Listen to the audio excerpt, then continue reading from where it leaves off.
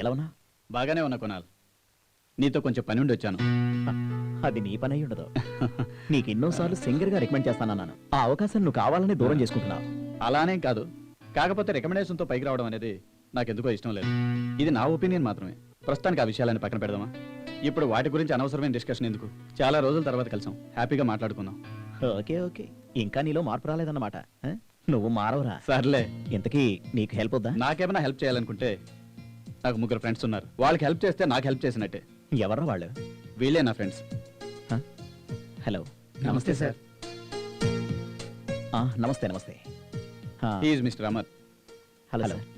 మిమ్మల్ని ఎక్కడో చూసినట్టుంది. అవును సార్, నేను ఆర్టిస్ట్గా ట్రై చేస్తున్నాను. ఓహో. ఇతనేమో Karthik. Hello. Hello sir.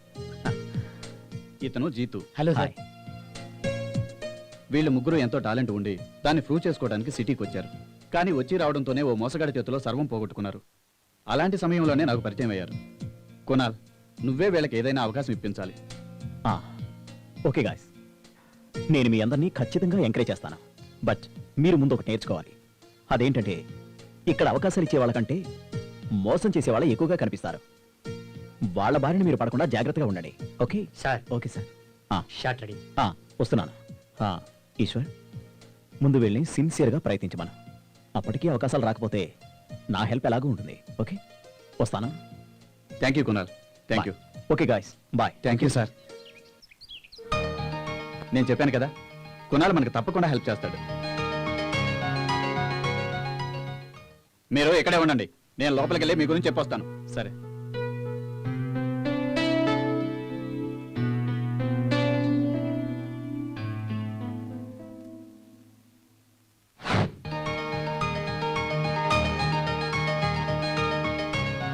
Success, grand success. కాబోయే సూపర్ స్టార్ అయ్యా నువ్వు. ఏంటి సార్, డైరెక్ట్ గారు ఒప్పుకున్నారా? ఒప్పుకున్నారా? లోపల కృష్ణవంశీ మీ ఫోటోలు చూడగానే ఫ్లాట్. కృష్ణవంశీ గారా? ఖడ్గం, నిన్నే పెళ్ళాడతా, మురారి 100% ఆయనే. రవితేజ, ప్రభాస్, శ్రీకాంత్ వీళ్ళతో సినిమాలు తీసి బోర్ కొట్టిందట. కొత్త వాళ్ళ కోసం వెతుకుతుంటే లక్కీగా నువ్వు దొరికావు. You are lucky. వాళ్ళలాగే నువ్వు కూడా స్టార్ అవడం ఖాయం. ఒరే అమర్, కంగ్రాచులేషన్స్ రా. మొత్తానికి నువ్వు గోల్డెన్ ఛాన్స్ కొట్టేసావురా. Thank you sir. Thank you very much. Thanks for your cooperation. సరే చూడు, మీ వాడు ఇక్కడే వెయిట్ చేస్తుంటాడు. ఇంతలో మన ఇద్దరం వెళ్ళి నా గిఫ్ట్ సంగతి ఎందుకు చూద్దాం. అంతవరకు నువ్వు ఇక్కడే వెయిట్ చేస్తుండు. Okay okay.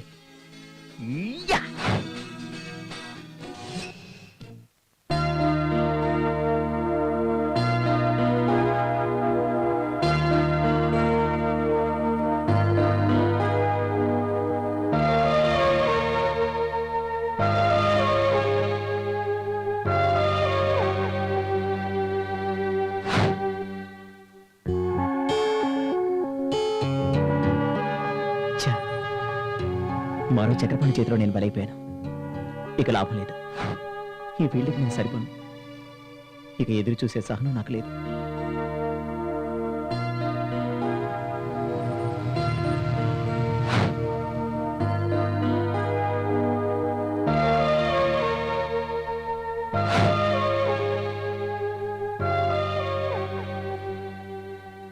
చెప్పమ్మా, నేను వచ్చేంత వరకు మీరెక్కడికి వెళ్ళడానికి వీల్లేదు. నేను 10 నిమిషాల్లో వస్తున్నాను. నేను వచ్చిన తర్వాత అన్ని విషయాలు మాట్లాడుకుందాం.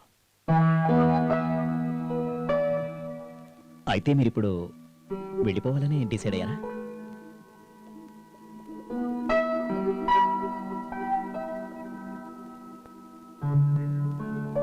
ఓకే ఓకే ఓకే ఓకే, నేను మిమ్మల్ని ఇప్పుడేం ఆపను.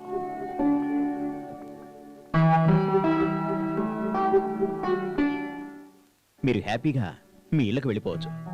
ఎందుకంటే నేను ఇప్పుడు ఆపినా మీరు ఆగరు.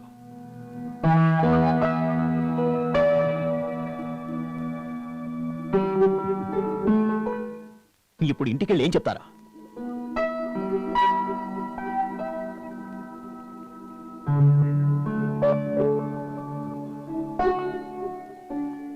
ఇంటి దగ్గర ఏదో సాధిస్తామని చెప్పొచ్చారుగా, అసలు ఇంటికి ఎందుకు వెళ్ళాలనుకుంటున్నారు? సార్, ఇక్కడ టాలెంట్కి అవకాశం లేదు, అన్ని పైరవీలే. హే, నాన్సెన్స్.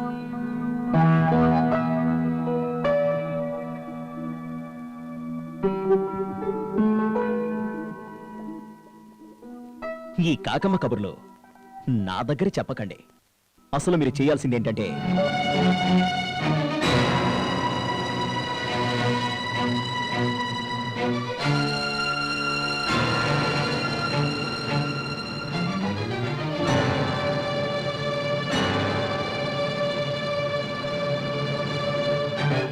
అర్థమైందా?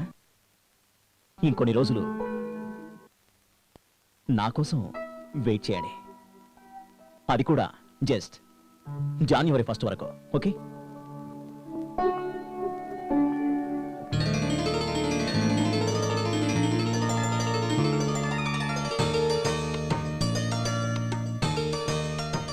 ఒక్క నిమిషం అక్కడ ఆగండి మిమ్మల్ని.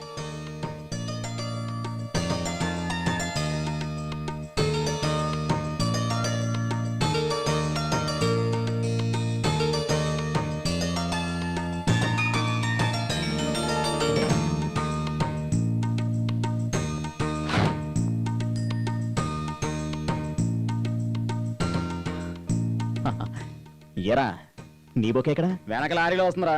ఓ సార్, మీరు మాకు ఈ అవకాశం ఇచ్చి కోఆపరేట్ చేసినందుకు జీవితాంతం మేము మీకు రుణపడి ఉంటాం సార్. ఏమిచ్చినా మీ రుణం తీర్చుకోలేం సార్. ఇట్స్ నేను రైటర్ని అవుతున్నానంటే అది మీదయ్యే సార్. నాకు మ్యూజిక్ డైరెక్టర్ అవకాశం ఇచ్చినందుకు thanks sir. Okay okay okay okay ఈ రోజు నేను మిమ్మల్ని ఎంకరేజ్ చేస్తున్నాను అంటే మీ పొగడ్తల గురించి కాదు. నాకు పొగడ్తలంటే ఇష్టం ఉండదు. మీ టాలెంట్ గురించి ఈశ్వర్ నాకు చెప్పాడు. మీకో విషయం తెలుసా? ఒక్కోసారి అవకాశం వచ్చినట్టే వచ్చి చేయి జారిపోతుంది. దానికి బాధపడకూడదు.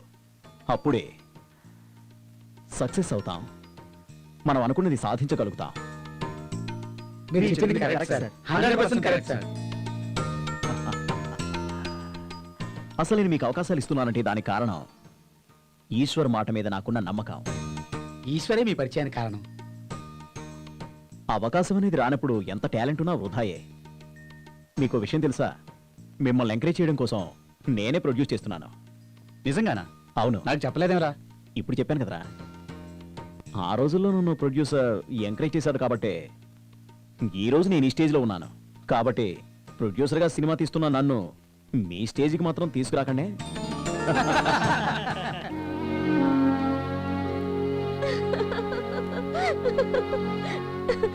అయ్యో గాడ్, అయ్యో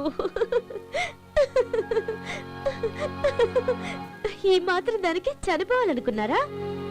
నేను రావడం లేట్ అయి ఉంటే టాలీవుడ్ ఓ మంచి నటుని మిస్ అయ్యేదన్నమాట. ప్లీజ్ మేడం, నన్ను తెప్పొద్దు. చూడండి అమ్మా, చావు చాలా గొప్పది.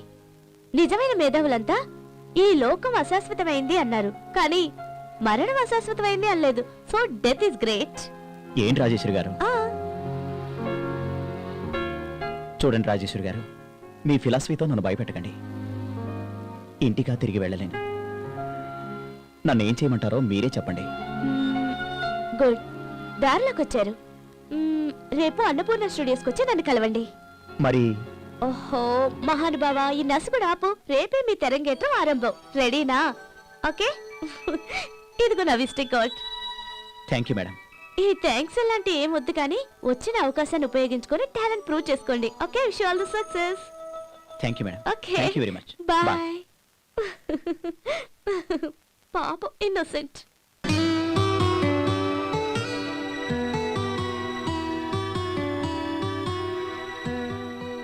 పోలేరు? ఏమే పోలేరు? ఏటే అట్ట దిగులుగా కూకుంటే ఎట్టాగే? లే, నా బిడ్డ పోయి ఎన్ని రోజులైంది? అప్పుడే 2 నెలలు అయింది. ఎట్టా ఉన్నాడో, ఏం చేస్తున్నాడో, అసలు ఏలక తింటున్నాడో లేదో.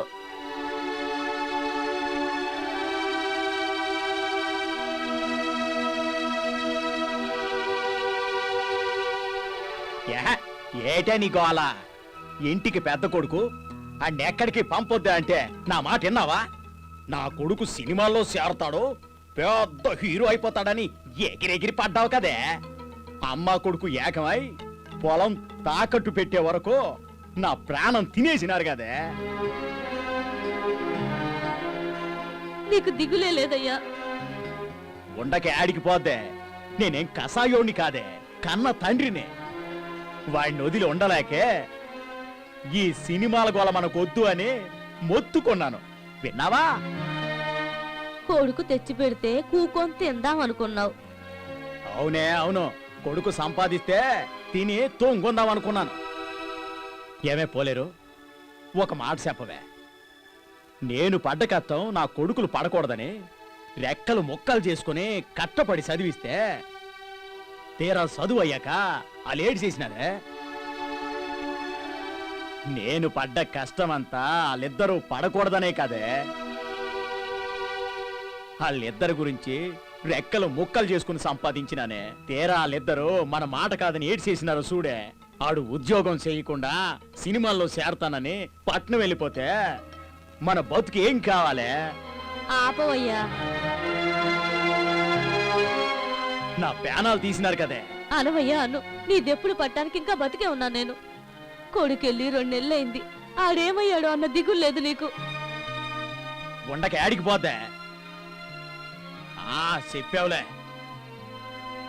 వాళ్ళ మాట ఎన్నిచ్చినావా? ఏందయ్యా ఎన్నిచ్చేది? నీ మాట కాదని ఏం చేశారని? వాళ్ళేమన్నా చిన్నపిల్లలు అనుకుంటున్నావా? వాళ్ళకేం కావాలో వాళ్ళకి తెలీదా? నువ్వు ఊరుకోవయ్యా. మన బతుకులు ఏం కావాలే? పోవయ్యా. వదిలేస్తే చాలు సీమ టమాకాయలా ఎగిరెగిరి పడతావు. చిన్నాడు వచ్చే టైం అయింది. పొలానికి పోయి 2 సొరకాయలు తెచ్చావంటే పులుసు కాస్తాను. అసలే బిడ్డ అలసిపోయి వస్తాడు. కొన్ని టీ నీళ్లు నా మొహాన కొడితే నేను అట్టాగే పోతాను. అయ్యో రామా, నా గొడవలో పడి టీ సంగతే మర్చిపోయానయ్యా. ఇప్పుడే తెస్తానుండు. ఏమే పోలేరమ్మా, పడతావు జాగ్రత్త. అసలే నీకు తొందర ఎక్కువ. అట్టాగే గంప కింద కోడి గుడ్డెట్టి సచ్చిందేమో చూడు.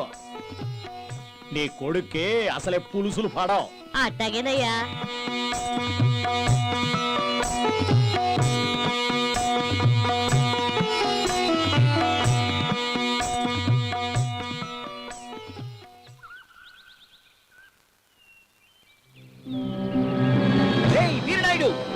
రే వచ్చినాడ్రా పేదోళ్ల దేవుడు.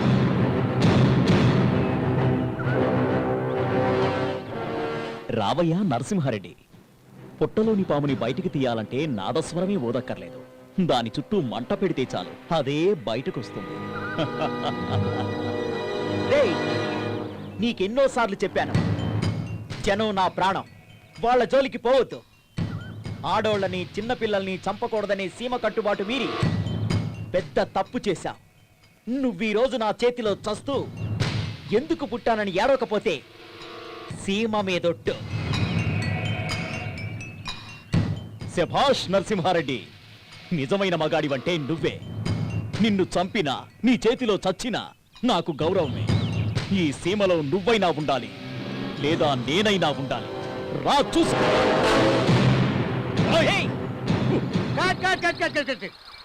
సాయిబయ్య విజయభయ్య చించేశారు. మీ ఎమోషన్ చూస్తుంటే నాకే రోమాలు నిక్కబడుచుకుంటున్నాయి. రేపు ఏపీలో చూస్తే థియేటర్లో అందరూ క్లాప్స్ కొడతారు భయ్యా. థ్యాంక్ యూ భయ్యా. Okay okay location shift.